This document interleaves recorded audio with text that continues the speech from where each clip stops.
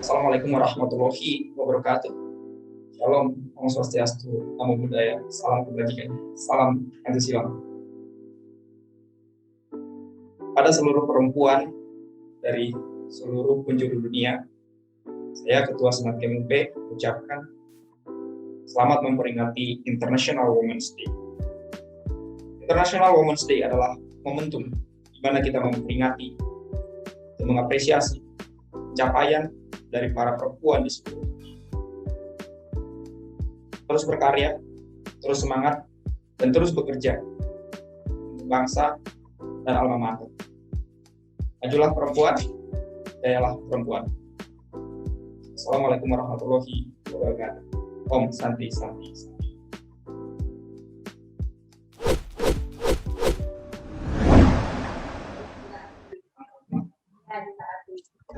Assalamualaikum warahmatullahi wabarakatuh. Apa kabar teman-teman? Jadi saya harap teman-teman sudah siap membahas tema yang sangat menarik yang akan kita bahas di hari yang spesial ini, yaitu International Women's Day. Untuk materinya, kita akan menggunakan hasil polling Q&A yang telah dikumpulkan melalui Instagram. Apa sih International Women's Day ini? Jadi, International Women's Day ini diperingati setiap tanggal 8 Maret setiap tahunnya. International Women's Day adalah sebuah kegiatan di seluruh dunia sebagai sebuah perayaan untuk pencapaian sosial, ekonomi, budaya, dan politik perempuan. Momen ini dirayakan setiap tahun sebagai bentuk persatuan, refleksi, advokasi, dan tindakan baik secara global maupun lokal. Perayaan ini diawali pada tahun 1908 ketika 15.000 perempuan melakukan demonstrasi di kota New York untuk menuntut jam kerja yang singkat, upah yang lebih baik, dan hak untuk memilih. Perayaan ini menjadi resmi pada 1975 ketika PBB mulai memperingatinya. International Women's Day 2021 menggunakan tema Choose to Challenge. Pemilihan tema ini bertujuan untuk merayakan prestasi kaum perempuan, mengajak kaum perempuan untuk mengangkat tangan dan menunjukkan eksistensi mereka.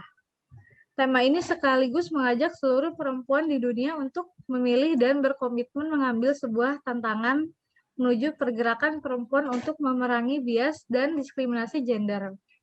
Kaum perempuan diharapkan untuk dapat lebih aktif lagi dalam memilih tantangan untuk mendapatkan kesempatan dalam mencapai puncak impian mereka. Melalui perayaan International Women's Day juga diharapkan membangun semangat dan pandangan baru terhadap peran dan keikutsertaan perempuan dalam menghilangkan diskriminasi gender.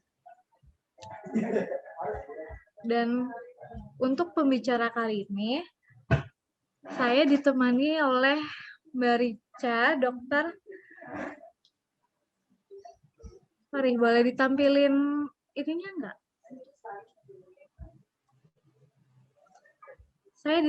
Untuk pembicara kali ini, saya ditemani oleh Dr. Rica Anggraini.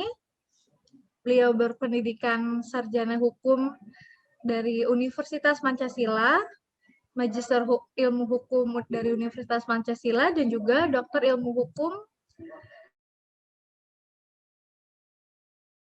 kelulusan pada tahun 2019. Untuk pelatihan yang telah beliau laksanakan adalah metodologi sosial legal, student center learning, problem based learning, dan juga learning management system.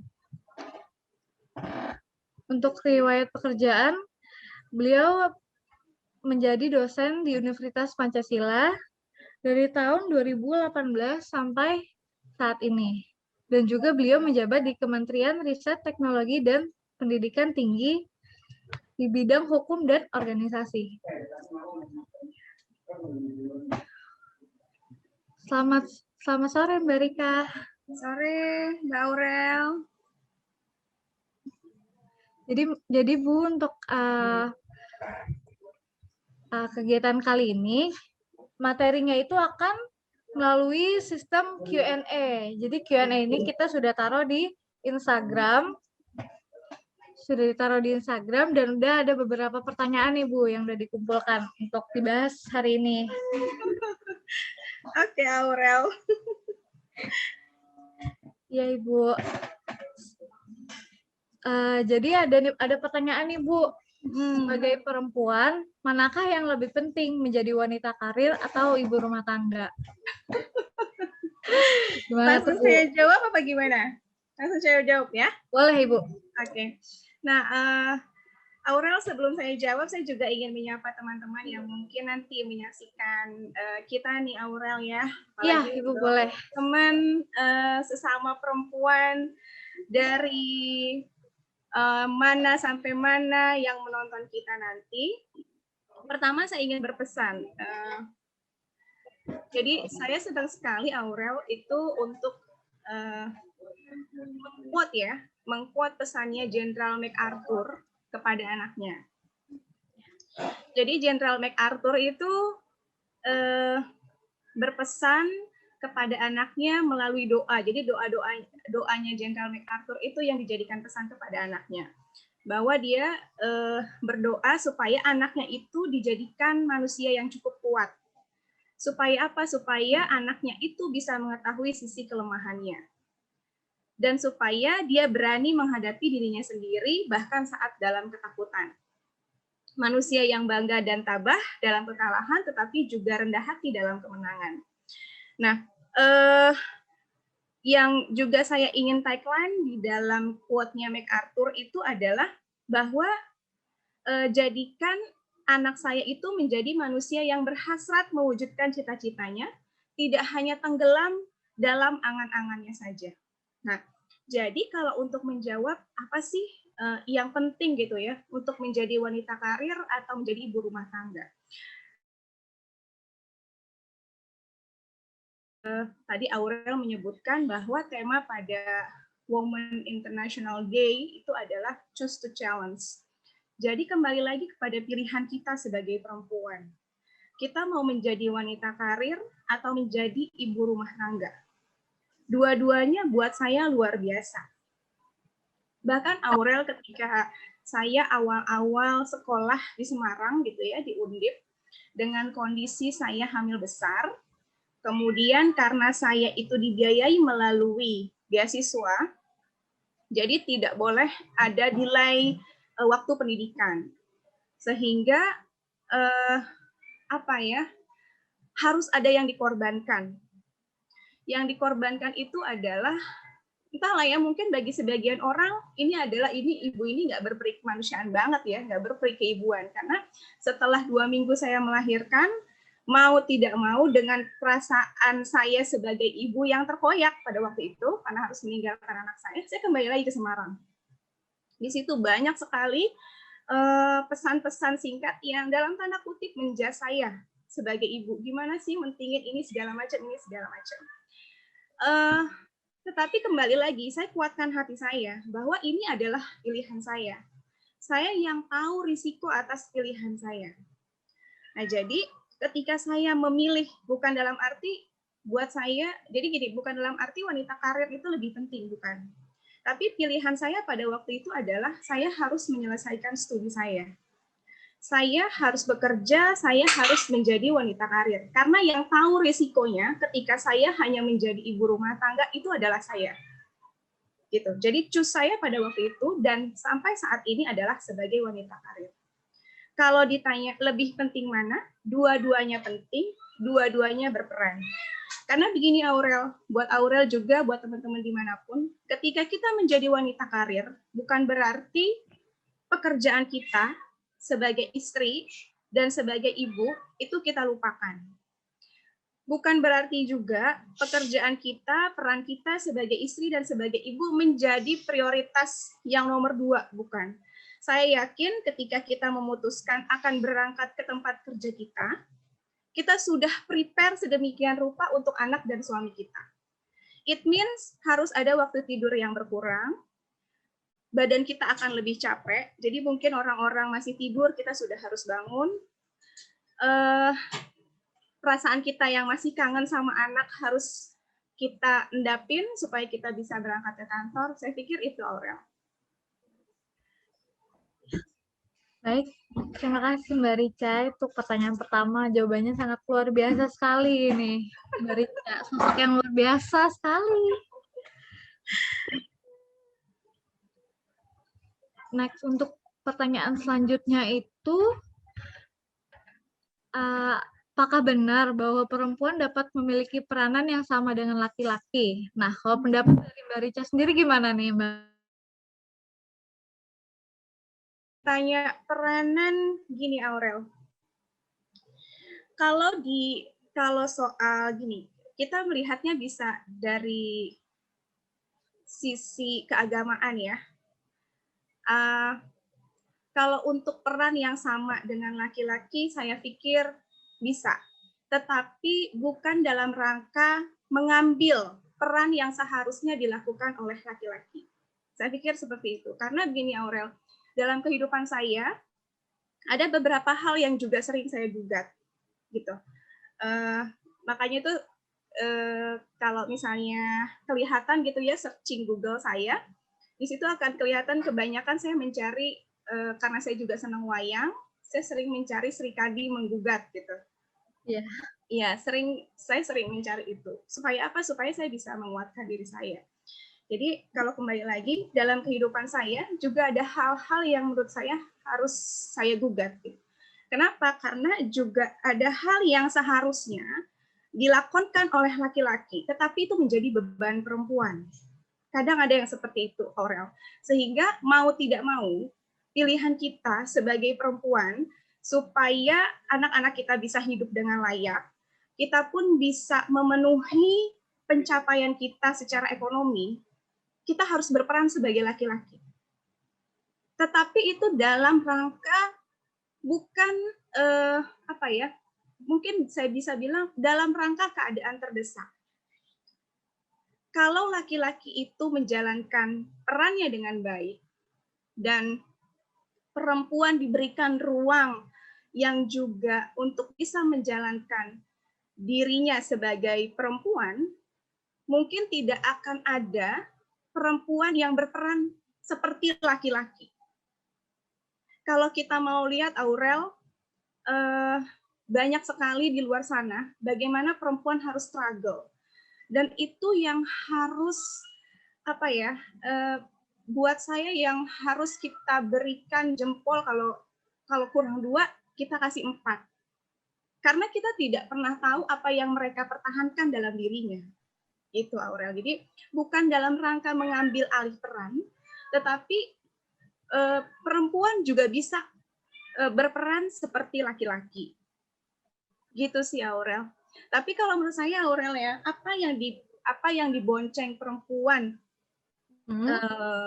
berbicara soal perannya gitu ya Aurel, itu lebih dahsyat daripada laki-laki loh Aurel. Betul. Iya, perempuan itu terlahir 3 kali. Percaya nggak Aurel terlahir 3 kali? Saya Ibu. Pertama, dia terlahir sebagai anak. Kedua, dia terlahir sebagai istri. Ketiga, dia terlahir sebagai ibu. Jadi 3 peran itu yang harus bisa dilakukan oleh perempuan. Nah, pertanyaannya kalau kita mau main nyinyir-nyinyir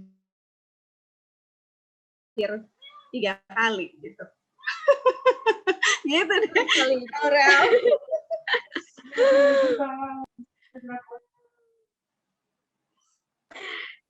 Ya, betul sekali Ibu, benar banget.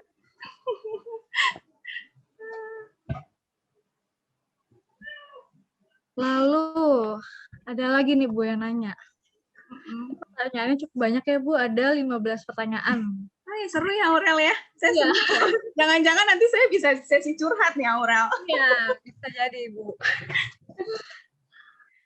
Aurel nih mohon maaf, kucing saya mau ikutan tampil juga kayaknya. Oh iya, boleh sekali Ibu. Ini kucing anak saya Aurel, karena pemiliknya lagi ngungsi. Jadi dia ini deh.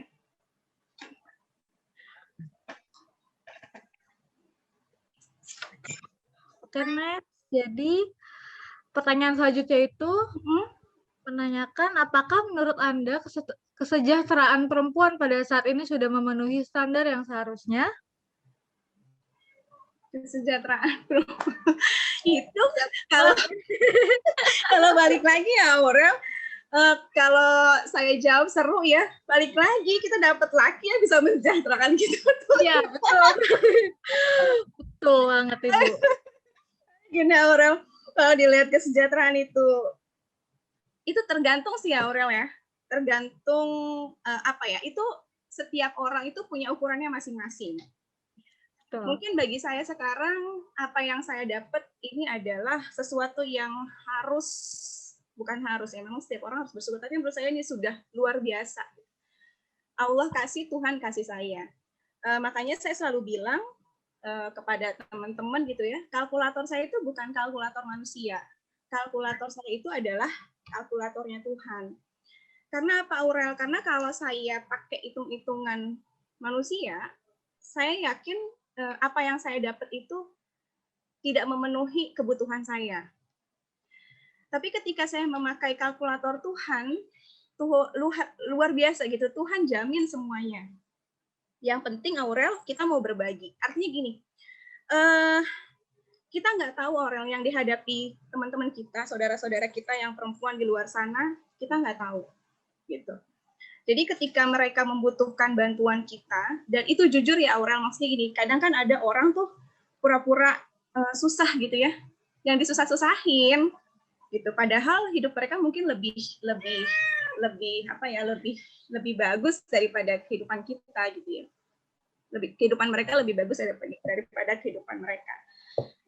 Bukan saya bingung, ini karena kucing saya nggak mau diem orang, aduh bentar, naik ke laptop.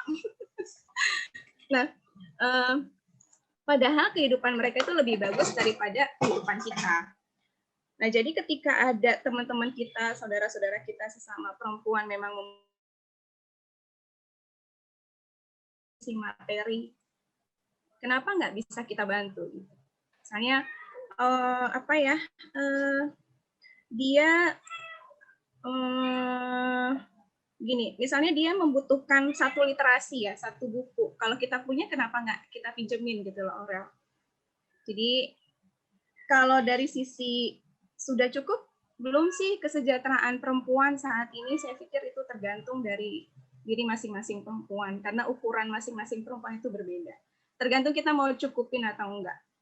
Kecuali kita dapat laki yang luar biasa ya, istri sultan, ya kan, istri sekali Ibu. yang punya industri jam. Aurel, saya balik nih wawancara Aurel. Aurel berharapnya gimana? Kalau saya, pasti kan saya punya jadi istri apa? Istri sultan? Iya, pasti kan saya punya keinginan untuk jadi wanita yang hebat gitu ya Bu. Jadi saya inginnya saya dengan laki-laki saya pun juga beriringan, bahkan kalau bisa laki-laki saya itu pun lebih maju dari saya ibaratnya. Tapi jangan sampai nanti Aurel jadi mendem. Iya betul. Jadi laki-laki saya harap itu tidak di belakang saya. Cakep itu. Saya yang memimpin takutnya. Imamnya kebalik ya Aurel ya. Yeah. Jangan sampai kita cari imam-imam yang lain, dosa itu Aurel.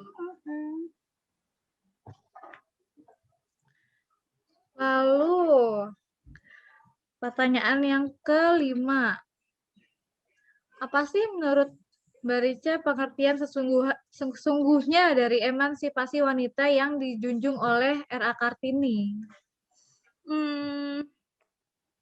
Pengertian yang sesungguhnya ya, kalau menurut saya itu adalah bukan hanya sekedar bagaimana wanita itu, gini, kadang-kadang kan orang berpikiran dengan adanya emansipasi wanita berarti perempuan itu sama dengan laki-laki. Saya sih bukan hanya sekedar itu. Jadi ketika ada bahasa emansipasi wanita, berarti ada yang dulunya belum pernah bisa dinikmatin, dalam arti hak-hak perempuan itu masih terbatas. Dengan adanya emansipasi wanita, emansipasi perempuan gitu ya, berarti ada hak-hak yang tadinya tidak bisa didapat menjadi bisa didapat. Yang tadinya belum bisa terpenuhi menjadi terpenuhi. ketika misalnya di dalam filmnya R.A. Kartini itu tercermin bahwa perempuan buat belajar aja susah, harus ngumpet-ngumpet gitu ya, perjuangannya luar biasa. Sekarang ini, jadi dengan adanya emansipasi wanita, perempuan bisa belajar dimanapun, kapanpun, dan siapapun. Kalau artinya perempuan bisa belajar, perempuan bisa lebih maju. Perempuan bisa menambah kapasitas dirinya. Jadi ketika dia menjadi ibu rumah tangga, dia bisa mengajarkan anak-anaknya dengan baik. Jadi orang ibu yang pintar pasti akan menghasilkan anak yang pintar. Kalau ibu itu tahu mengolah bagaimana kapasitas dirinya. Aku sih gitu sih, Aurel. Oke. Pertanyaan selanjutnya itu, menurut Mbak Rika, apakah pekerjaan rumah hanya dikerjakan oleh perempuan? Pekerjaan rumah hanya dilakukan oleh perempuan, seharusnya enggak sih Aurel ya. Karena gini, kita itu kan punya, dalam artian gini, ketika kita sudah berumah tangga, perempuan itu bukan di-put lebih rendah daripada laki-laki. Peran istri itu bukan berada lebih rendah dibandingkan peran suami. Saya pikir seperti itu. Artinya menikah itu adalah berpasang-pasangan. Kalau dalam Islam itu artinya adalah berpasang-pasangan. Ketika berpasang-pasangan, namanya berpasang-pasangan gitu loh. Saya pikir ada beban yang lu bagi. Itu bahasanya ya, Aurel. Ada kebahagiaan yang lu bagi gitu. Bentar ya, Aurel. Kucing saya mau ikutan, Aurel. Nah, jadi ketika ada suka dan ada duka yang dibagi, berarti pekerjaan rumah juga seharusnya bisa dibagi. Tetapi kan stigma sekarang ini ketika ada laki-laki yang mengerjakan pekerjaan rumah, kadang-kadang dia menempatkan dirinya, ya elah, gue udah capek di kantor gitu ya, kenapa gue juga harus nyuci piring gitu. Ini kan kerjaan lo. Apalagi kalau istrinya itu hanya sebagai ibu rumah tangga. Itu pasti pressure-nya lebih berat. Tetapi itu yang tadi saya bilang, ibu rumah tangga itu, menjadi ibu rumah tangga itu capek. Menjadi wanita karir plus ibu rumah tangga berarti kan capek-capek. Iya, betul. Gitu. Nah, kadang-kadang laki-laki itu ini kadang-kadang ya kasusnya tuh ini kasuistis gitu. Kadang-kadang laki-laki menempatkan dirinya, ya udahlah saya udah bekerja, ya udah aja di rumah masa bodoh gitu. Padahal dia nggak tahu apa yang sudah dilakukan oleh istrinya terhadap anak-anaknya yang luar biasa gitu. Jadi pekerjaan rumah ya seharusnya bisa dibagi dan bukan hanya ini ya Allah. Dan bukan hanya menjadi beban perempuan. Gitu sih Aurel. Gitu. Iya, zaman sekarang nggak banyak sih, cuma ada beberapa yang pasti kan ya Iya gitu. Padahal kan kita juga sebenarnya ada pressure juga walaupun hanya menjadi ibu rumah tangga. Iya. Nah, Aurel percaya nggak sih? Jadi saya pernah, ini juga pertamanya saya punya pemikiran. Jadi pemikiran saya itu ketika saya mendapatkan, salah ya, mungkin kalau sekarang dibilangnya bully ya. iya. Ketika saya mendapatkan beberapa pesan lah yang mempressure saya sebagai perempuan bekerja gitu, saya punya pemikiran gini, kamu nggak tahu apa yang saya hadapi di luar ketika saya harus sampai ke tempat kerja saya. Apalagi tipe saya bukan tipe orang yang bawa kendaraan pribadi. Emang saya nggak bisa nyetir juga sih, Aurel. Udah lama belajar nyetir, tapi karena memang mungkin tipe saya bukan di situ kali ya, Aurel ya, nggak bisa-bisa. Nah, tipe saya juga bukan orang yang senang disupirin, jadi saya lebih senang pakai transportasi publik. Naik kereta tuh, Aurel. Pernah nggak sih lu mikir gitu ya, gimana gue capeknya naik kereta bisa sampai ke tempat kerja, dari tempat kerja gue balik lagi naik kereta sampai ke rumah, sampai rumah gue bukannya senang-senang tuh, tapi gue masih harus mikirin anak gue, sekolahnya dia, dan ya udahlah, oke, gue udah berdamai dengan itu adalah resiko gue gitu. Tapi udah deh, lu nggak usah nyeramahin gue macam-macam, gitu loh maksudnya Aurel. Nah, tiba-tiba saya baca artikel Aurel, saya baca artikel penulisnya perempuan. Saya lupa cuma namanya. Cuma artikelnya itu buat saya luar biasa. Sesuai dengan apa yang saya pikirkan. Dia malah menguraikan bagaimana keprihatinan perempuan-perempuan yang naik kereta, yang naik transportasi publik. Bayangin kalau misalnya kereta penuh atau Transjakarta penuh dan kita nggak dapat duduk. Padahal kita udah capek-capek di kantor. Kita harus berdiri setengah jam, 15 menit, 20 menit, sampai di rumah kita nggak istirahat. Masih harus masak lah, inilah, itulah. Energi kita luar biasa. Gitu. Jadi sedahsyat itu orang-orang yang berperan di luar, tapi juga sekaligus sebagai ibu rumah tangga. Gitu, Aurel. Sangat inspiratif sekali. Lalu pertanyaan selanjutnya adalah bagaimana pendapat Anda terhadap perempuan yang tidak bisa memasak dan mengapa hal tersebut membuat wanita direndahkan? Aduh. Jadi pendapat saya soal wanita yang nggak bisa masak.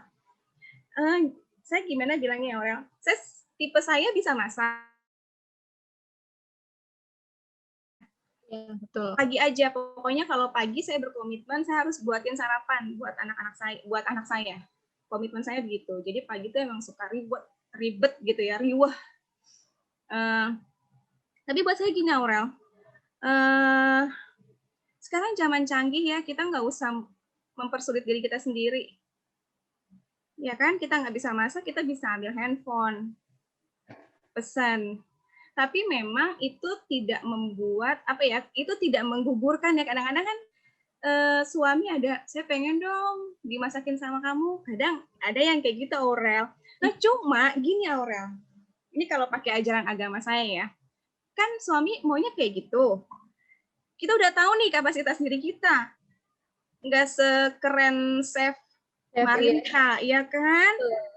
Terus chef apalagi yang cantik tuh Renata. Iya, Farah Queen. Jadi kalau misalnya kurang-kurang, ya ikutin ajaran agama. Misalnya kurang garam, nggak usah pakai acara yang merendahkan istri kan. Sayang, aduh hari ini kamu keren banget, misalnya gitu ya. Hari ini kamu keren banget. Masakan kamu rasanya bahasanya tuh jangan masakan kamu nih nggak asin nih, jangan gitu. Masakan kamu tuh hari ini keren banget. Biasanya tuh kalau saya makan di luar asin banget, tapi kali ini masakan kamu nggak asin. Kamu keren. Kan kita kan juga mikir, aduh emang iya ya.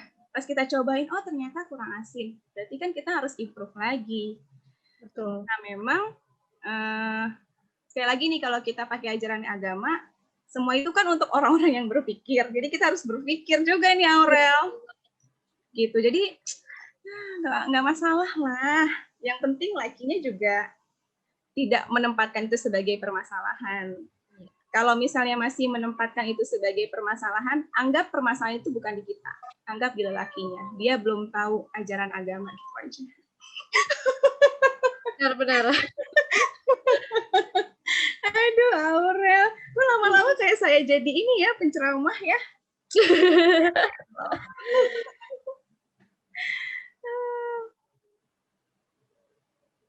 Next, ada pertanyaan. Mengapa sampai saat ini perempuan masih dianggap sebagai sosok yang lemah? Mungkin apa ya, kalau dibilang sampai saat ini sebagai, itu karena stigma, Aurel. Iya, benar. Jadi kita sudah terpola dengan kehidupan paternalistik yang segala sesuatunya itu adalah laki-laki. Kemudian kan timbul gerakan-gerakan, termasuk Women International Day ini kan, bagaimana perempuan menggugat untuk mendapatkan haknya. Emansipasi wanita juga itu adalah satu momentum menunjukkan perjuangan memenuhi hak-haknya gitu. Karena ada pergerakan-pergerakan itulah kemudian dengan adanya stigma-stigma itu kita dianggap sebagai makhluk yang lemah gitu. Bahkan kalau kita berbicara di dalam hukum itu ada namanya kelompok rentan. Kita masih digolongkan sebagai kelompok rentan. Tapi begini Aurel, saya setuju dengan pendapatnya Romo Magnis. Jadi ada Franz Magnis Suseno, Romo Magnis itu berpendapat begini, ketidakadilan itu adalah suatu jalan menuju keadilan. Nah, jadi ketika misalnya kita melihat, kita diposisikan sebagai makhluk yang lemah, kemudian kita diberikan berbagai prioritas, itu artinya jalan untuk sampai keadilan. Ketika misalnya oke, kalau perempuan tidak dipisah gerbongnya, dia mengalami berbagai kasus. Misalnya, anggaplah yang dulu itu sering terjadi, kasus pelecehan seksual. Gimana caranya supaya perempuan-perempuan ini tidak mengalami kasus pelecehan seksual? Dan belum tentu semua perempuan mau speak up tentang apa yang pernah dia rasakan, ya, dia alami. Karena perempuan itu ketika mengalami kasus pelecehan seksual, dia akan underground dirinya, gue ini pernah begitu gitu, dan dia akan malu cerita kemana-mana, nanti pasaran gue turun misalnya begitu kan. Akhirnya perempuan milih diem aja. Nah, gimana caranya supaya kasus itu tidak berulang? Akhirnya dibuatlah gerbong khusus perempuan atau ada ruang khusus perempuan. Itu sebenarnya ketidakadilan kalau menurut Franz Magnis, tetapi itu untuk membuat satu keadilan gitu. Jadi bukan lemah yang artinya dia tidak bisa berbuat apa-apa gitu, tapi memang dalam kondisi fisiknya mungkin ya dianggapnya kan kalau laki-laki itu kan luar biasa gitu kan, apalagi kalau misalnya ini saya bawa agama-agama nggak apa-apa ya. Iya, nggak apa-apa kok Ibu. Apalagi misalnya kita dibilangnya perempuan itu adalah tulang rusukmu. Jadi ketika kamu terlalu kuat untuk membengkokkannya, maka dia akan patah. Ketika kamu berusaha untuk meluruskannya, maka dia pun akan retak. Maka biarkanlah dia begitu. Nah, karena dia ditempatkan sebagai tulang rusuk, maka dia harus dijaga, dilindungi. Nah, itu mungkin yang tercipta adalah perempuan itu lemah. Padahal menurut saya bukan maksudnya lemah yang seperti itu. Gitu loh, Aurel. Betul sekali. Jadi bukan berdasarkan tulang itu ya Ibu kalau kita dibilang lemah. Bukan karena fisik juga gitu. Memang perempuan memang harus dilindungi. Nah, karena mendapatkan berbagai perlindungan itulah orang menempatkan perempuan ini lemah, padahal bukan. Itu untuk menjaga kehormatannya. Kenapa perempuan memang harus dilindungi? Gitu, orang. Oke, selanjutnya ada pertanyaan nih. Bagaimana cara untuk memberikan payung preventif terhadap tindak kekerasan seksual institution? Sexual as an institution. Institution. Ya, betul. Preventifnya adalah gini, Aurel. Saya adalah orang yang concern dalam perundang-undangan. Tetapi saya juga tidak ingin menaruh beban yang terlalu besar kepada substansi peraturan perundang-undangan. Kenapa? Karena substansi itu yang menjalankan adalah kita. Orang-orang gitu ya. Kemudian didukung oleh lembaga, didukung oleh sarana dan prasarana, bahkan didukung oleh anggaran. Jadi upaya preventifnya adalah Saya sih kembali kepada diri kita masing-masing. Sebagus apapun aturan itu kita buat di satu institusi, tetapi orangnya tidak punya kesadaran yang tinggi untuk tidak menyakiti terhadap sesama, substansi itu nggak akan berperan. Aturan itu nggak akan berperan, Aura. Seberapapun kita melindungi anak-anak kita gitu ya dalam satu institusi, tetapi memang ada orang atau kita sebutnya oknum yang berbuat demikian, sekali lagi anak-anak kita itu nggak akan bisa hanya terlindungi dengan aturan dengan sanksi. Jadi kalau misalnya ada aturan kan selalu diikuti dengan sanksi. Jadi gimana caranya? Upaya preventifnya adalah dari dalam diri kita sendiri. Perempuan juga gini, perempuan juga harus punya pendidikan yang cukup soal seksual. Selama ini mungkin seksual itu dianggap sebagai sesuatu yang tabu untuk kita pelajari. Tetapi semakin ke sini, kita harus paham. Maksudnya gini, kita mempelajari itu bukan dalam arti yang untuk negatif, tapi kita pelajari itu untuk melindungi diri kita sendiri. Kalau ada orang yang mulai seperti ini, mengajak kita berbicara misalnya lewat WhatsApp atau platform apapun gitu ya, kita sudah harus tahu arahnya kemana. Gitu. Jangan kita iya sebagai perempuan nanti sudah kejadian. Atau kita sudah harus bisa Aurel, nggak tahu ya, mungkin diri saya pribadi, saya hampir selalu bisa membaca orang. Dalam arti bukannya saya punya telepati, bukan. Sebenarnya saya selalu punya hati gitu untuk membaca laki-laki ini baik beneran atau baik bohongan gitu. Kalau baik bohongan pasti dia punya maksud-maksud tertentu yang kadang-kadang kita ditempatkan pada posisi yang kita tuh sulit menolak. Aurel pernah ngikutin kasusnya siapa yang di Lombok itu? Atasannya berbuat demikian melalui telepon. Itu belum, Bu. Belum ya? Saya belum. Yang ada undang-undang ITE yang dia kena. Nah, kadang-kadang kan kita kasus tertentu kita ditempatkan seperti itu. Gitu. Jadi upaya preventifnya bukan hanya bertopang pada aturan, tetapi juga pada diri kita masing-masing. Dan kita harus aware gitu loh, Aurel, kalau misalnya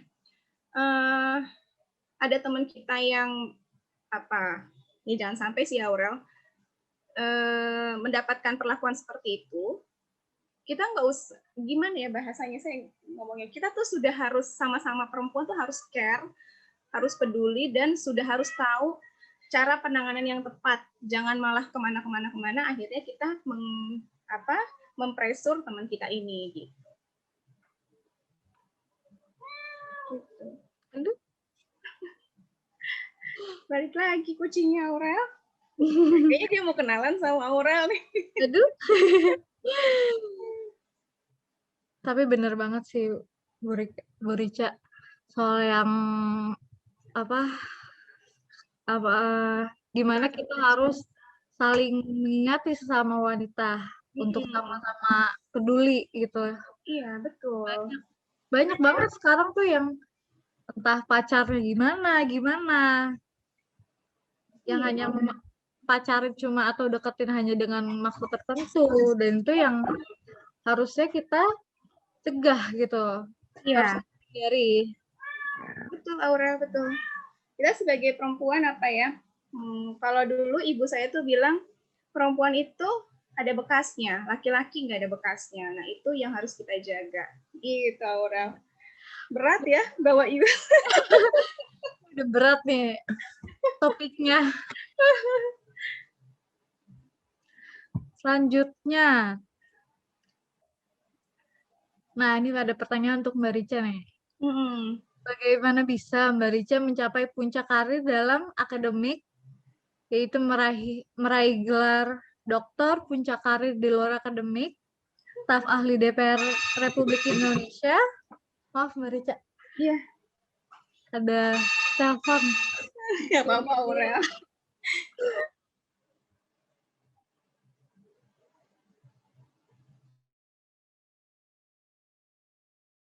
Pertanyaannya,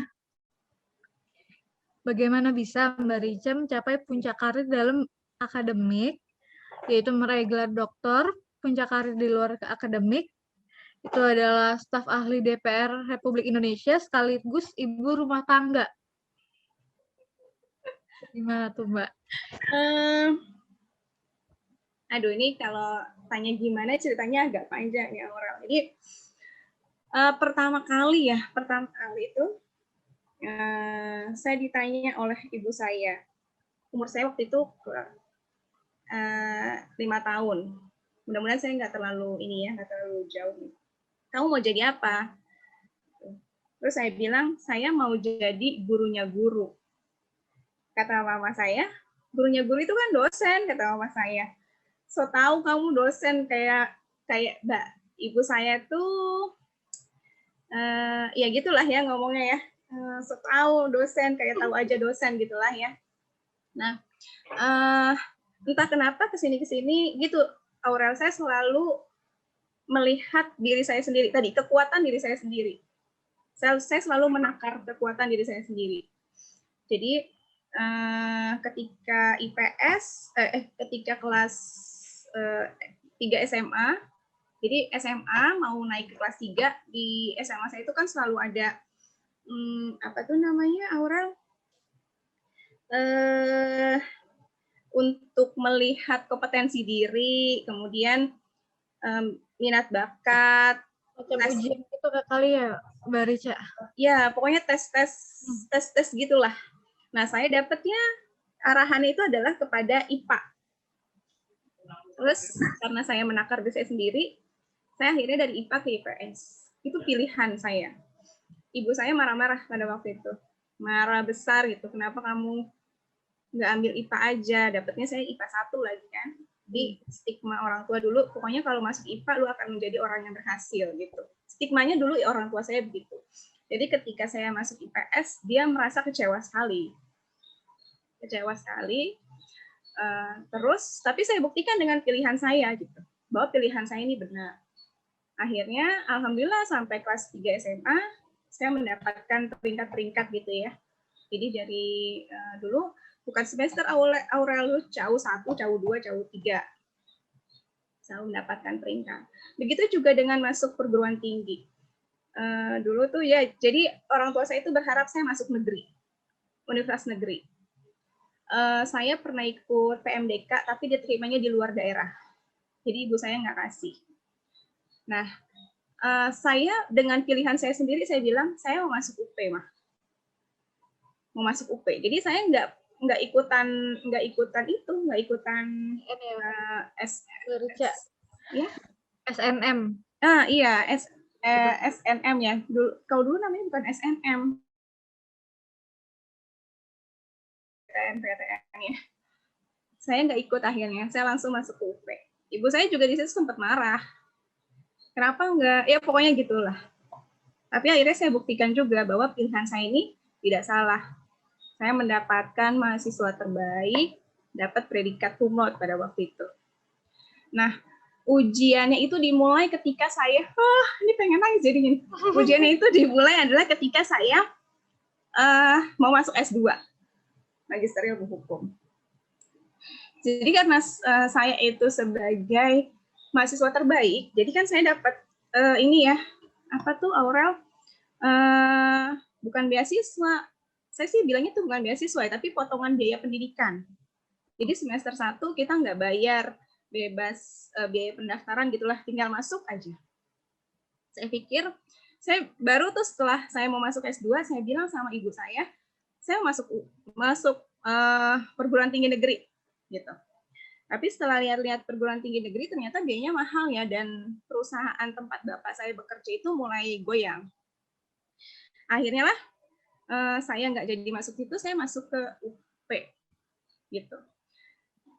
Dan berbekal ijazah dan pengetahuan saya yang minim pada waktu itu sebabnya Aurel, saya bersyukur sekarang ada program Merdeka Belajar Kampus Merdeka. Karena teman-teman itu sudah diajarkan bagaimana mengenal dunia usaha dan dunia industri sejak mereka kuliah.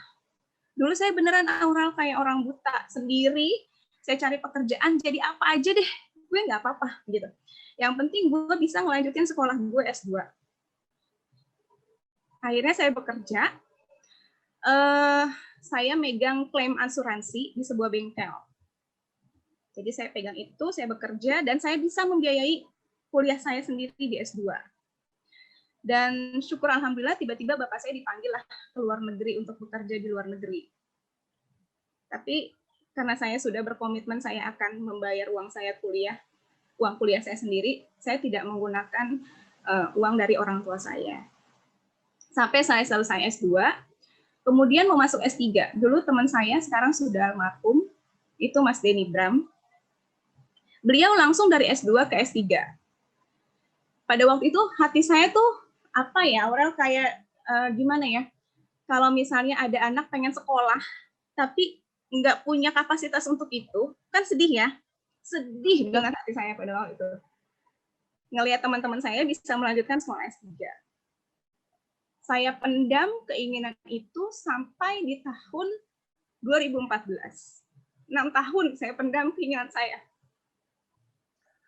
Ya, jadi pengen nangis. Itu pun saya sekolah di tengah-tengah keputusasaan saya, Aurel. Karena saya ada hasil pemeriksaan yang bilang saya tidak bisa mempunyai anak. Akhirnya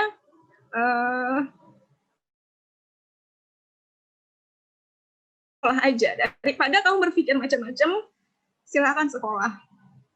Saya sekolah, karena ternyata biaya S3 itu tidak sedikit, saya juga cari beasiswa. Nah, saya waktu itu daftar di sebuah perguruan tinggi negeri, sebenarnya nggak langsung ke Undip, tapi adalah satu perguruan tinggi negeri yang tidak ingin saya sebutkan namanya. Baru kemudian hasilnya keluar, ternyata saya, karena itu juga saya di akhir-akhir sudah gelombang terakhir gitu ya, mungkin kuotanya juga sedikit, jadi saya tidak diterima. Hati saya hancur lagi pada waktu itu, karena saya pikir karena saya tipe yang selalu mengukur kapasitas, saya pikir kapasitas saya cukup untuk masuk ke sana. Kenapa saya nggak diterima? Pada waktu itu saya marah kepada diri saya sendiri. Dan akhirnya itu, Aurel, saya, perempuan itu harus mendengarkan perempuan lain ya, supaya kita bisa saling mendukung. Nah, saya punya teman yang kalau boleh saya sebut namanya, itu namanya Mbak Rifki, beliau luar biasa. Saya bilang kepada beliau, dia bilang, coba kamu luruskan niat kamu, gitu. Luruskan niat untuk sekolah. Jadi jangan sampai niat sekolah itu kamu jadikan pelarian, gitu kan, dari keadaan kekurangan saya. Nah, akhirnya saya luruskan niat, itu Undip mau tutup. Jadi jam 12 mau tutup pendaftaran, saya baru daftar jam setengah 12 malam. Saya daftar di Undip, saya juga daftar beasiswa, semuanya itu berbarengan tuh. Berbarengan, dan alhamdulillah di Undip saya diterima, beasiswa saya diterima. Dan tiba-tiba saya yang tadinya saya nggak paham gitu ya, ternyata saya hamil juga. Jadi 3 rezeki besar saya terima gitu di waktu yang bersamaan, Aurel. Walaupun itu tadi yang saya cerita, pasti kan ada resikonya yang harus saya tanggung. Hamil, sekolah jauh di Semarang gitu kan, Aurel. Nah, kemudian ya itu tadi lulus. Kenapa kemudian saya bisa berhasil menjadi seorang akademisi? Karena pilihan saya. Dan saya berkomitmen atas pilihan saya. Dan saya mengambil resiko atas pilihan saya. Gitu. Saya sekolah, gini Aurel, saya mempunyai waktu yang tidak cukup banyak bahkan untuk diri saya sendiri. Mungkin kalau teman-teman mendengarkan ini, ada sebagian yang bilang kamu zolim gitu ya terhadap diri kamu sendiri. Tetapi itu bentuk komitmen saya. Kalau saya mau berhasil, saya harus seperti ini. Saya nggak boleh leha-leha. Karena saya tahu yang harus saya hadapi dan yang saya pilih saya tahu. Gitu Aurel. Kenapa kemudian saya bisa juga berhasil di beberapa pekerjaan? Kalau untuk Aurel, saya boleh koreksi, saya staf ahlinya di DPD RI. DPD RI saya sebagai staf ahli, itu saya nggak tahu Aurel. Saya pada waktu itu untuk kebutuhan disertasi saya mencari data, kemudian saya itu melakukan wawancara. Nah, beliau yang mewawancara saya mungkin melihat kapasitas diri saya, dan saya diminta untuk mengikuti seleksi administrasi lah staf ahli, dan dikabarkan diterima.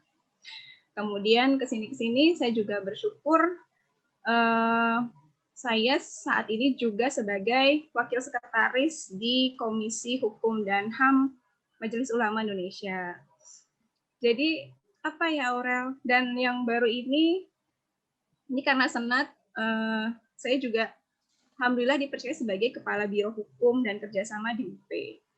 Itu adalah hal-hal yang buat saya, mungkin buat orang dilihat ini luar biasa, tapi buat saya ini adalah sesuatu yang harus kamu jalankan dengan risiko yang juga harus kamu terima. Gitu. Dan saya itu tipenya bukan orang yang kerjanya itu asal-asalan, Aurel. Jadi kalau udah aja gitu. Tipe saya nggak gitu. Nah, ketika saya tahu, oh tipe saya ini nggak gini, saya pasti akan kesulitan gitu kan. Jadi saya tidak menurunkan standar saya. Justru saya harus dibantu oleh teman-teman mahasiswa yang juga mempunyai kemampuan yang luar biasa. Jadi kalau Aurel tanya, Mbak Rica seperti sekarang ini karena apa? Karena siapa? Yang pertama, karena kemauan. Karena berani, yaitu tadi, menerima tantangan. Berani berkomitmen terhadap pilihan. Berani menempatkan diri di zona nyaman, dan berani untuk tidak bersenang-senang dalam waktu tertentu, gitu. Karena siapa? Pertama pasti karena Tuhan. Karena Tuhan itu membimbing jalan saya, Aurel. Kalau Tuhan tidak membimbing jalan saya nggak tahu. Yang kedua adalah karena orang tua saya yang membiarkan, walaupun dengan ada marah-marahnya, tapi membiarkan saya memilih.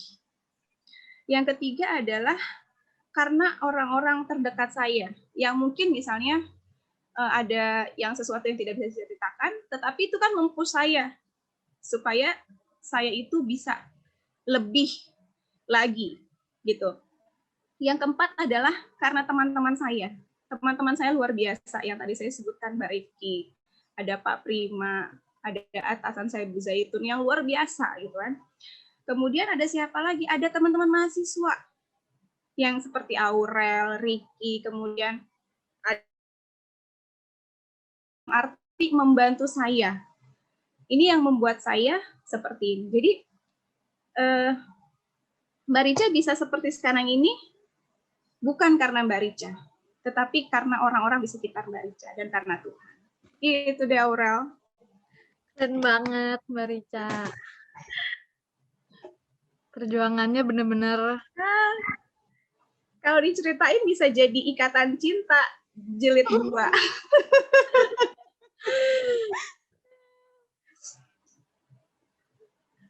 Next ke pertanyaan selanjutnya itu, ada yang nanya gini nih Mbak, apa sih wanita itu?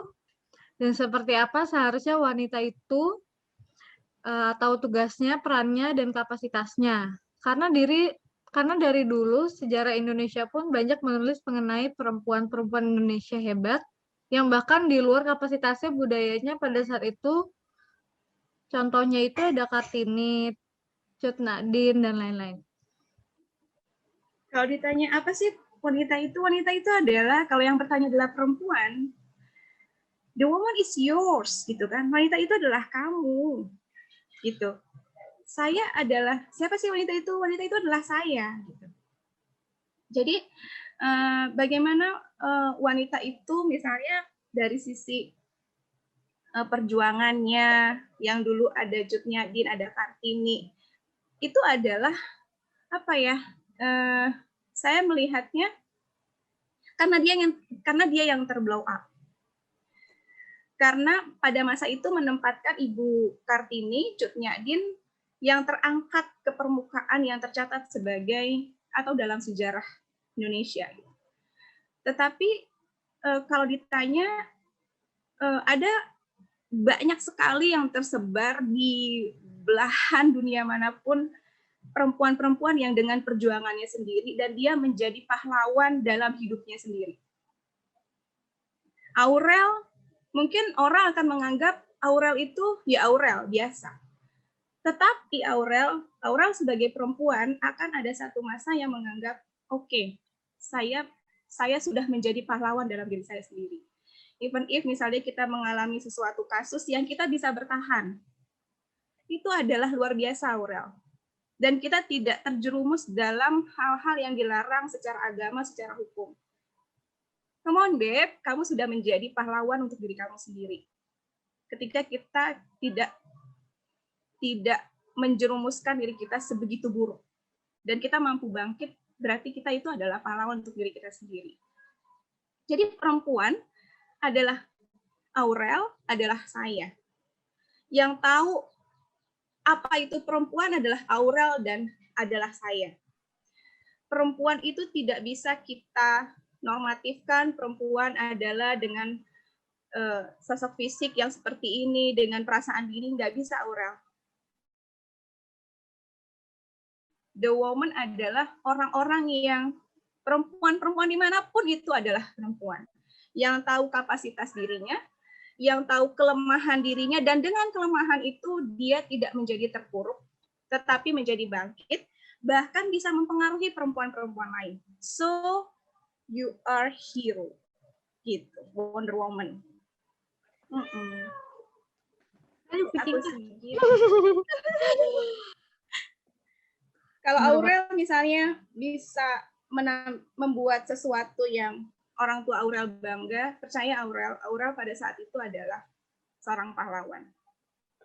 Oke. Amin. Selanjutnya, pertanyaan selanjutnya ada, dari dulu wanita selalu dilanda tekanan dan ekspektasi sosial yang berlebihan.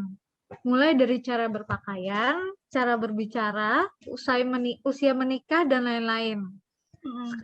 Dan untuk zaman sekarang, bagaimana Mbak Rica membandingkan ekspektasi wanita pada zaman dulu dan sekarang? Apakah sudah berubah kalau menurut pandangan Mbak Rica gimana?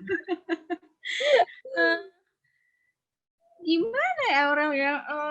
Segalanya itu kontekstual sih ya. Dan di zaman kita ini hidup pada dua pemikiran yang berbeda. Jadi gini, kita hidup sekarang nih, tapi juga ada orang tua kita atau mungkin nenek kita yang dengan pemikiran dulu nih. Ya kan? Nah, ketika mereka melihat kita, itu tidak pakai tekstualnya kita, tapi pakai tekstualnya mereka. Gitu. Begitu juga dengan saya, ketika saya misalnya melihat anak-anak yang periodikalnya sudah berbeda dengan saya menggunakan tekstual saya, tidak menggunakan tekstual mereka. Nah, karena kita menggunakan tekstual yang berbeda, akan ada nilai yang berbeda, Aurel. Ya, yang ada penilaian benar salah. Sehingga kita menjudge orang, pakaian yang benar nggak gitu. Pakaian benar adalah begini. Tapi itu pakai tekstual saya. Pakaian saya misalnya yang seperti ini akan dibilang nggak benar tuh. Benar, pakaiannya adalah begini. Itu pakai tekstual yang lain. Gitu. Nah, jadi Aurel untuk bisa menilai bahwa soal pakaian, soal berbicara, itu adalah soal tekstual. Gitu. Yang kita terjebak di dalam situ, nggak bisa kita hilangin tuh Aurel. Nah, kadang-kadang, maaf kalau saya bawa ke soal pembentukan peraturan, kadang-kadang kalau dalam membuat peraturan, itu kan peperangan tekstual. Karena kan kita mau menuangkan secara teks juga. Gitu. Sehingga pemenang tekstual lah yang teksnya dituangkan di situ. Sehingga ada tekstual-tekstual lain yang dikalahkan.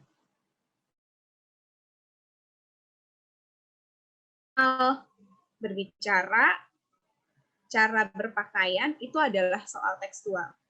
Yang sebenarnya Aurel itu adalah ranahnya bukan ranah apa ya? Kalau bisa dibilang pakai ilmu saya itu adalah ranahnya sosial. Kalau ranah sosial itu orang-orang yang menilai. Nah, kalau bahasanya orang-orang yang menilai berarti orang-orang yang menggunakan tekstual mereka. Jadi ada tuh nasihat-nasihat, Aurel kalau bisa ngomongnya jangan kayak gini ya Neng, ngomongnya begini aja. Karena menurut saya omongan kamu begini-begini yang kayak tadi itu terlalu cuawaan deh sebagai perempuan. Gitu kan? Pasti gitu. Di wilayah saya aja, Aurel, ya Allah mudah-mudahan ini gak jadi gibah ya. Kalau ada anak perempuan yang pakaiannya minim banget, itu kan ibu-ibu dari Seantero RT itu kumpul dari iya ibu ini sih ini tahu nggak sih pakaiannya begini itu tekstual penilaian dari ibu-ibu ya kan. Tapi kan kalau penilaian anak-anak ya mungkin trennya seperti itu. Hanya kembali lagi ke yang tadi Aurel, yang penting dia paham bagaimana mensecure dirinya. Ya, betul. Jadi bagaimana dia paham mensecure dirinya. Pakaian minim, yang penting kamu tahu bagaimana caranya melindungi diri kamu dengan pakaian seperti itu, nggak ada yang masalah. Yang salah itu adalah pakaian minim, tapi nggak tahu mensecure dirinya. Nah, itu kan, itu dia, Aurel.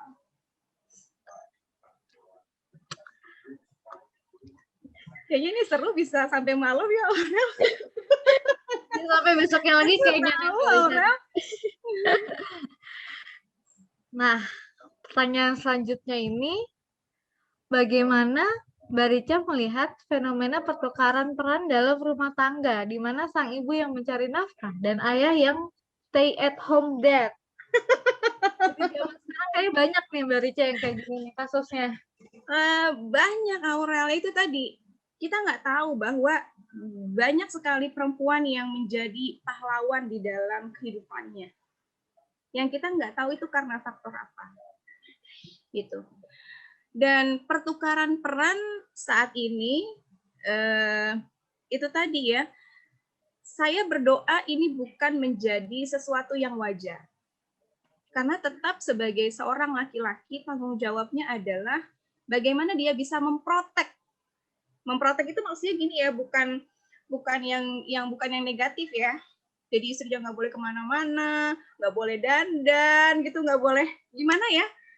Bahasanya saya salah lagi nantinya. Pokoknya istrinya tuh udah deh dalam rumah aja, nggak harus sama dia aja gitu, bukan gitu maksudnya.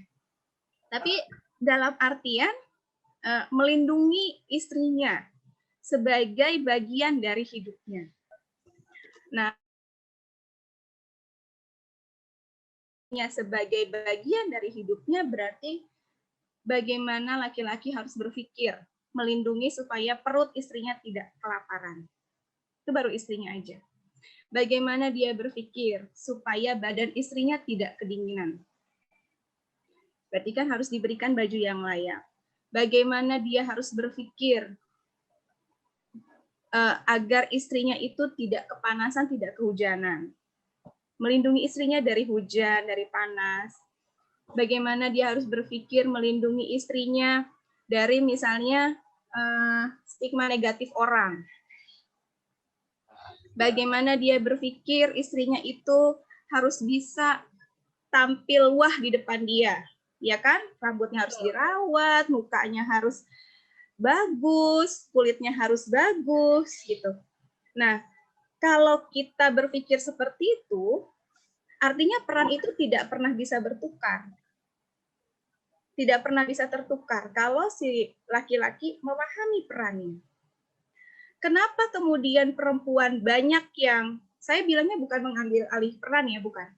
Banyak yang kemudian kerja seperti saya, itu bukan dalam arti saya berpikir bagaimana melindungi suami saya supaya badannya, perutnya tidak lapar, bukan. Saya nggak berpikir seperti itu, Aurel. Saya nggak mengambil pada diri saya sendiri.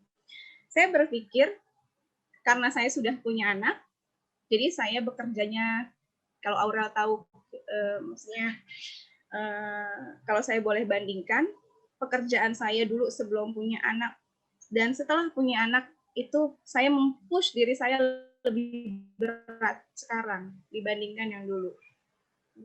Karena saya berpikir bagaimana saya melindungi anak saya, bukan suami saya.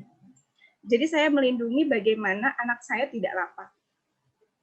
Setelah itu cukup, saya berpikir bagaimana makanan yang diperoleh anak saya itu gizinya sampai.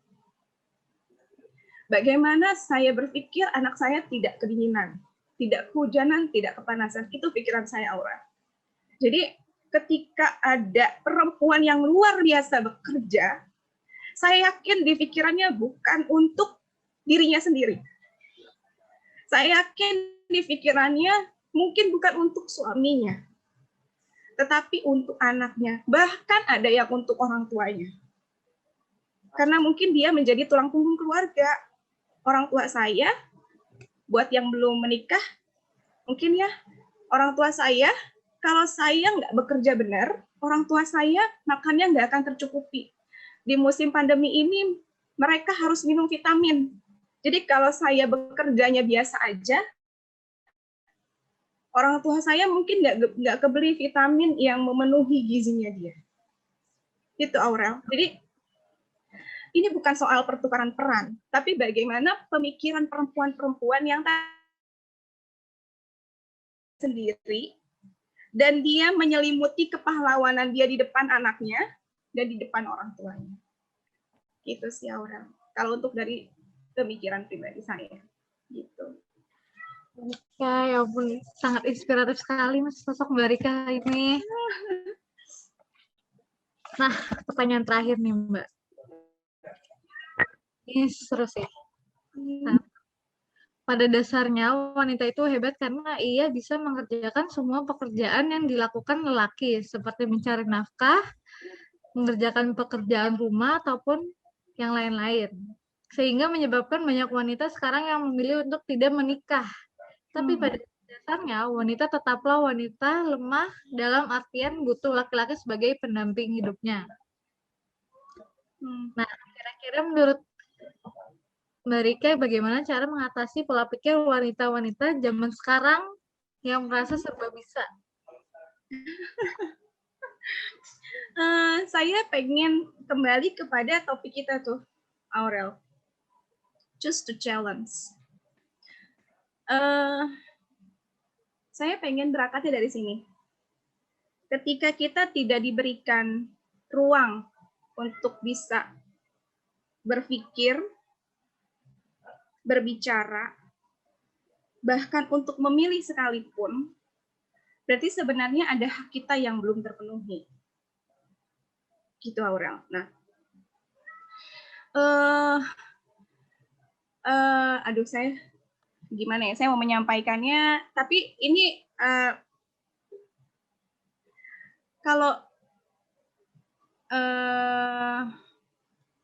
gimana ya? Saya sedang mencari kata supaya saya menyampaikannya itu nggak salah, Aurel. Jadi takutnya salah ya. Gini, ketika tadi saya bicarakan di awal bahwa ada perempuan-perempuan yang luar biasa gitu ya, yang mampu menjadi pahlawan untuk dirinya sendiri, kemudian dia menutupi kepahlawanannya kepada anaknya, kemudian kepada orang tuanya gitu ya. Pemikirannya adalah sesungguhnya bukan untuk diri dia sendiri. Kalau dari sisi saya pribadi ya, ini saya berbicara secara pribadi saya nih, Aurel. Sesungguhnya bukan untuk diri dia sendiri, tetapi untuk anak dan untuk orang tua. Ketika dia mampu, dia akan apa ya? Saya selalu menganggap alhamdulillah saya bisa memenuhi ini, sehingga saya tidak menempatkan diri saya tergantung kepada laki-laki, gitu. Karena keadaan, akhirnya saya mampu, gitu, untuk memenuhi kebutuhan anak saya, untuk memenuhi orang tua saya. Nah, kemampuan itulah yang membuat sekali lagi diri saya berbicara diri saya dulu ya, Aurel ya, diri saya Karena apa yang mau digantungkan gitu? Apa yang digantungkan kalau tempat gantungannya aja tidak memberikan tempat saya gantungan yang nyaman? Apa yang harus saya gantungkan? Jadi saya memilih, so I choose, saya harus survive. Gitu. Nah, lain hal misalnya bagi perempuan-perempuan yang yang survive, yang menjadi pahlawan, bukan karena tadi orang tua, tetapi untuk egonya sendiri. Jadi gini, Aurel, di dalam diri kita itu kan tidak hanya bersemayam malaikat kan, ada angel and demon gitu kan. Demon itu bukan membuat kita jahat, bukan hanya kita berbicara kita menyakiti orang lain, bukan. Tapi bagaimana kita menunjukkan keegoisan kita. Kita tidak mau kalah dengan orang lain. Kita tidak mau mendengar orang lain. Kita tidak mau diri kita di bawah orang lain. Nah, itu kan permasalahan menurut saya, Aurel. Ketika kita berpikiran seperti itu, maka yang timbul adalah ngapain kalau saya menikah, saya hanya akan ditempatkan di bawah laki-laki. Ngapain kalau saya menikah, saya nggak akan lagi didengarkan. Yang dengerin pasti dia sebagai suami. Gitu. Nah, tapi hal itu terjadi even if ya kamu tidak bisa mengalahkan, gimana ya bahasanya ya? Itu pilihan sih ya, Aurel ya, maksudnya itu hanya pilihan beberapa orang gitu. Dan kebutuhan kita akan laki-laki, gimana ya Aurel ya saya ngomongnya? Kebutuhan kita akan laki-laki, percaya deh Aurel, karena saya menikah ya, bukan hanya soal kebutuhan seksual, bukan hanya kebutuhan materi, bukan. Tapi bagaimana laki-laki sekali lagi bisa memberikan perlindungan kepada kita. Kalau laki-laki itu tidak bisa menjadi tempat sandaran, buat apa Aurel? Ya kan? Orang akan juga melihatnya seperti itu. Buat apa? Kalau laki-laki yang ternyata akan mendampingi kita itu tidak bisa menjadi tempat sandaran kita. Atau kasusnya tuh bermacam-macam, Aurel. Kasusnya bermacam-macam. Jadi kita tidak bisa memput orang yang menikah itu karena ansih ya, hanya karena keegoisan diri dia, dan ansih karena dia mampu melakukan segala sesuatunya sendiri. Bukan hanya itu sih, tetapi ketika dia misalnya mungkin dalam pertemanan yang terbatas, dia belum menemukan orang yang benar-benar bisa menjadi partner ya, sandaran dalam hidup dia. Gitu, Aurel. Bahkan kadang-kadang saya ngomong, kadang-kadang nih Aurel, ini bicara yang mudah-mudahan ini pantas saya bicarakan di talk show gitu ya. Kadang-kadang saya juga berpikiran gini, kadang-kadang ya, berpikiran, wah kayaknya enakan sendiri. Kadang-kadang saya juga berpikiran seperti itu. Maksudnya saya berbicara real life dalam hidup saya, gitu. It's my life. Tetapi sekali lagi, saya tidak berpikir soal diri saya. Kalau saya berpikir soal diri saya, mungkin saya bisa. Tapi saya berpikir soal bagaimana harus ada sisi kebutuhan psikologis yang harus saya penuhi terhadap anak saya. Oleh karena itu, Aurel, dalam kehidupan rumah tangga banyak sekali hal-hal yang kita kompromikan. Artinya bukan lagi atas dasar cinta, tapi atas dasar kompromi. Sejauh mana lo mampu berkompromi dengan diri lo dan diri suami lo. Gitu. Jadi jangan apa ya, itu pilihan sih. Pokoknya jangan it's your choose lah. Kalau sudah choose ya take a risk gitu aja. Selama kita mampu membuat diri kita luar biasa ya. Maksudnya berperan untuk diri kita, untuk orang lain, ya udah gitu. Yang penting berani take a risk aja. Gitu deh Aurel. Kembali ke diri masing-masing aja ya. Iya. Gak bisa Iya, saya makasih. menjas, itu nggak bisa. Gitu deh Betul. Aurel. Ya, Mbak Rica, jadi karena pertanyaannya sudah terjawab semua, terima kasih banyak Mbak Rica udah mau berbincang-bincang sore ini. Sama-sama Aurel. Senang sekali saya bisa berbagi. Mudah-mudahan bermanfaat ya Aurel ya. Amin. Jadi intinya dari bincang-bincang sore ini, perempuan pada hakikatnya adalah insan yang kuat. Mereka akan dilahirkan lebih dari satu kali. Pertama adalah sebagai anak, sebagai istri, dan juga sebagai ibu. Emansipasi wanita bukan berarti wanita dan pria menjadi setara. Emansipasi wanita artinya hak-hak perempuan yang tadinya belum didapat sekarang terpenuhi. Perempuan bukan insan lemah, tapi dalam kondisi tertentu perempuan harus dilindungi. Peraturan dan institusi. Perlindungan perempuan dapat dimulai dari diri sendiri, pastinya. Dan untuk dapat berhasil, kamu harus mampu berkomitmen untuk diri kamu sendiri, bahkan mengambil resiko untuk diri kamu sendiri. Itu dari Cak tadi. Luar biasa itu kesimpulannya Aurel. Mudah-mudahan bisa diambil sisi positifnya. Amin. Ya, terima kasih Mbak Rica sekali lagi udah mau meluangkan waktunya berbincang-bincang. Sama-sama Aurel. Mungkin ada closing statement dari Mbak Rica?